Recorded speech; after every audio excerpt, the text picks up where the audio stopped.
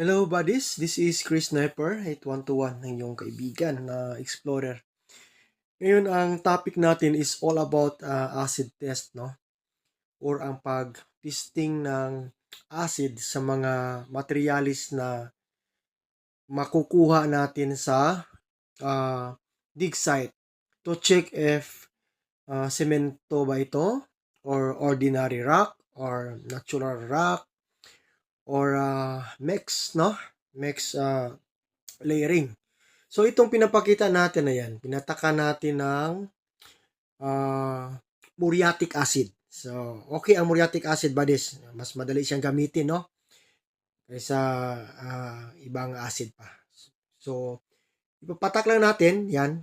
So, itong mga materialis na to, galing ito sa dig site, sa treasure shell, tinibag, no? Ayan. Bubula siya buddies, no? That means cemented, no? O may cement composition. Okay.